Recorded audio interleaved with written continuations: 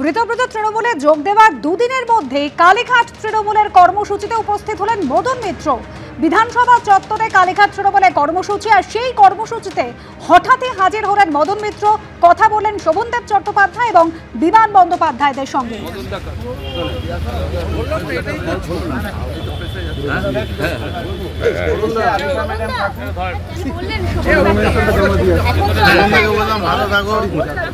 মদনদা শারীরিকভাবে ফিজিক্যালি হয়তো ওইদিকে গেছেন, কিন্তু মদনদাও বিশ্বাস করেন রেপিস্টকে। মদনদার মন অন্যদিকে পড়ে আছে।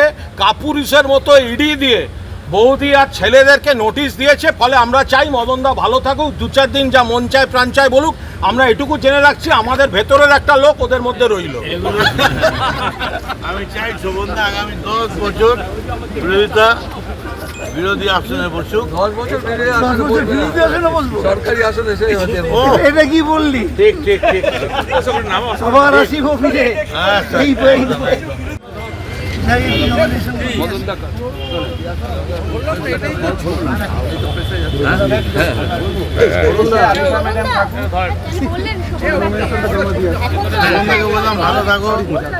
মদনদা শারীরিকভাবে ফিজিক্যালি হয়তো ওইদিকে গেছেন, কিন্তু মদনদাও বিশ্বাস করেন রেপিস্টকে।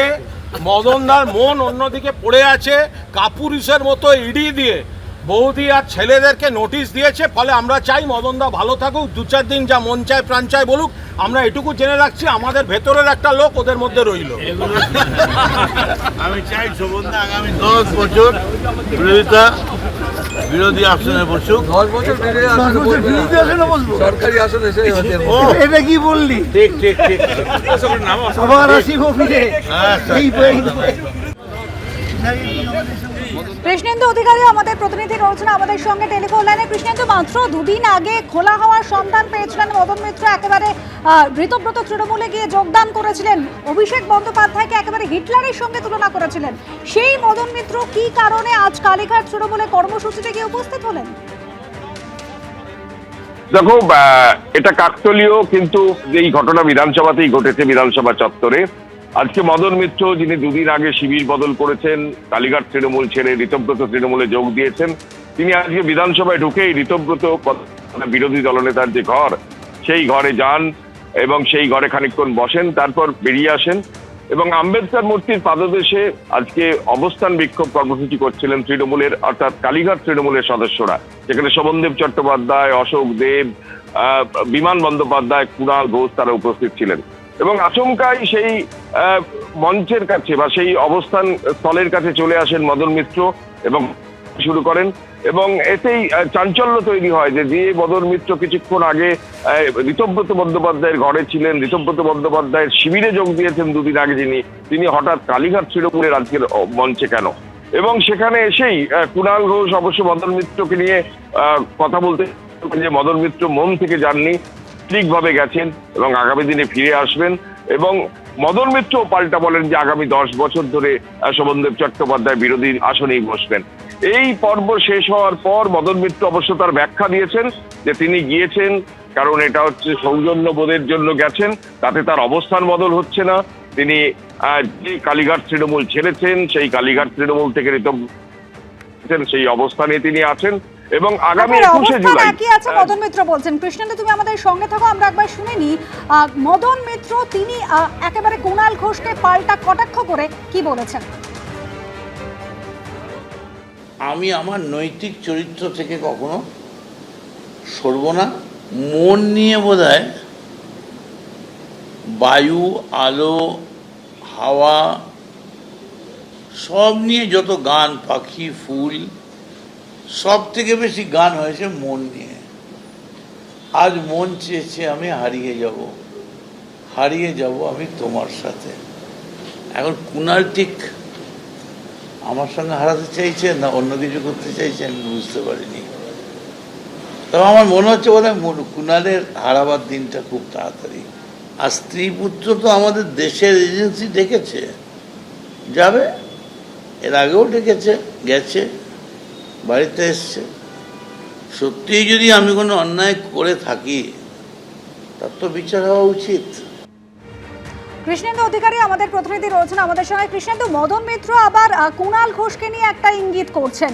মদন মিত্র তার অবস্থান তাহলে কোথায় এখন? কালীঘাট তৃণমূল নাকি ঋতব্রত তৃণমূল?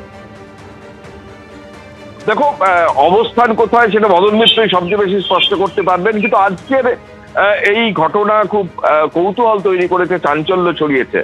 দুদিন আগে মদন মিত্র যেখানে সশরীরে একদম ঋতব্রত বন্দ্যোপাধ্যায়ের শিবিরে যোগ দিয়েছেন, মমতা বন্দ্যোপাধ্যায় অভিষেক বন্দ্যোপাধ্যায়ের বিরুদ্ধে খড়গহস্ত হয়েছেন, তিনি আজকে হঠাৎ আচমকাই তৃণমূল অর্থাৎ কালীঘাট তৃণমূলের শিবিরে যে এই কর্মসূচি, সেই কর্মসূচি মঞ্চে কি করে এলেন বা কেন এলেন?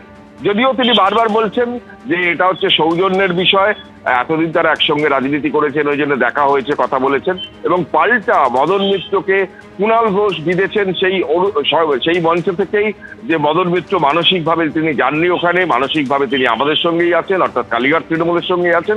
পাল্টা কুণাল ঘোষকে কটাক্ষ করেছেন মদন মিত্র। এখন এর ভবিষ্যৎ কি ভবিষ্যৎ বলবে, কিন্তু মদন মিত্র চিরকালই বর্ণময় চরিত্র, তুমি জানো। আজকে একটা গেরুয়া পাঞ্জাবি পরে মদন মিত্র আজকে বিধানসভায় এসছেন, সেই গেরুয়া পাঞ্জাবি তার খুব পছন্দের রং, সেটাও তিনি আজকে জানিয়েছেন। সুতরাং মদন মিত্রের অবস্থান সবসময় নিয়েই একটা কৌতূহল থাকে। আজকে তৃণমূল অর্থাৎ কালীঘাট তৃণমূলের সেই কর্মসূচি মঞ্চে মদন মিত্রের হঠাৎ আবির্ভাব হওয়া এবং দুপক্ষের যে আকচি বা সেটা নিয়ে আবার একটা নতুন করে জল্পনা তৈরি হলো। অবশ্য জল্পনার কিছু নয় বলেই দুপক্ষ দাবি করছে। কুণাল ঘোষের পক্ষ থেকে বলা হচ্ছে যে মদন মিত্র মানসিকভাবে তাদের সঙ্গে রয়েছেন, অর্থাৎ কালীঘাটের সঙ্গে রয়েছেন, মমতা বন্দ্যোপাধ্যায়ের সঙ্গে রয়েছেন।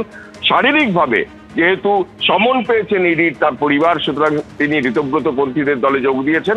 মদন মিত্র বলছেন যে তিনি তার অবস্থানে অনড়, কোনোভাবে এটা সম্ভব নয়, তার স্ত্রী তার পুত্ররা সেই তলবে তারা যাবেন। কুণাল ঘোষ সম্পর্কে তারা ইঙ্গিতপূর্ণ মন্তব্য করেছেন, আগামী দিনে হয়তো কুণাল ঘোষও হারিয়ে যেতে পারেন।